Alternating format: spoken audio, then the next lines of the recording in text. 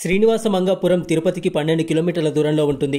ఆధ్యాత్మిక పరంగా భక్తులు తప్పకుండా దర్శించుకోవలసిన పుణ్యక్షేత్రాల్లో శ్రీనివాస మంగాపురం ఒకటి. ఈ శ్రీనివాస మంగాపురంలో స్వామివారు శ్రీ కళ్యాణ వెంకటేశ్వర స్వామిగా పూజలందుకుంటూ భక్తుల కోరికలు తీరుస్తూ భక్తులకు కొంగు బంగారమయ్యాడు. ఇక్కడి శ్రీ వెంకటేశ్వరుని ఆలయం చాలా పెద్దది, విశాలమైనది కూడా. ఇక్కడి శ్రీవారి ప్రధాన మూర్తి తిరుమలలో ఉన్న శ్రీవారి విగ్రహం కంటే చాలా పెద్దగా ఉంటుంది. తిరుమలలో జరిగే అన్ని పూజాధికాలు కూడా ఇక్కడ జరుగుతాయి. ఇక్కడ భక్తుల తాకిడి అంతగా లేనందున ప్రశాంతంగా దర్శనం కూడా చేసుకోవచ్చు. శ్రీ వెంకటేశ్వరుడు వివాహం అనంతరం పద్మావతి అమ్మవారితో కలిసి తిరిగాడిన నేల కావడంతో ఈ ప్రాంతానికి శ్రీనివాస మంగాపురం అనే పేరు వచ్చింది. ఈ ఆలయాన్ని 16వ శతాబ్ద కాలంలో తాళ్లపాక అన్నమాచార్యుల వారి మనవడు తాళ్లపాక చిన్న తిరుమలయ్య పునరుద్ధరించారని స్థల పురాణం చెబుతుంది. స్థల పురాణం ప్రకారం నారాయణ వనంలో శ్రీనివాసుని కళ్యాణం ముగిసిన తర్వాత శ్రీ వెంకటేశ్వరుడు పద్మావతి సమేతుడై తిరుమలకు బయలుదేరుతాడు. శాస్త్ర ప్రకారం పెళ్లైన దంపతులు 6 నెలల పాటు కొండలు ఎక్కడం, పుణ్యక్షేత్రాలకు వెళ్లడం చేయకూడదని అగస్త్య మహర్షి చెప్పడంతో అగస్త్యాశ్రమంలో 6 నెలల పాటు విడిది చేస్తారు.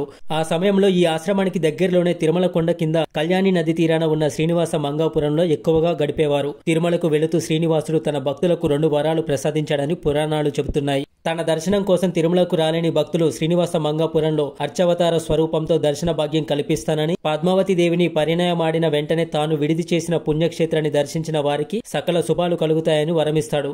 ఈ ఆలయానికి ఎక్కువగా పెళ్లి కాని వారు తమ తల్లిదండ్రులతో వచ్చి కళ్యాణోత్సవాలు జరిపించడం విశేషం. అర్చకులు ఇచ్చే కళ్యాణ కంకణం ధరించిన వారికి వెంటనే వివాహం జరుగుతుందని భక్తుల విశ్వాసం. తిరుమల కొండకు వెళ్లలేని వారు ఇక్కడే స్వామివారిని దర్శించుకొని తరిస్తుంటారు. ప్రతిరోజు తిరుమలలో శ్రీవారికి నిర్వహించే అన్ని రకాల అర్జిత సేవలు కూడా ఇక్కడ నిర్వహిస్తూ ఉంటారు.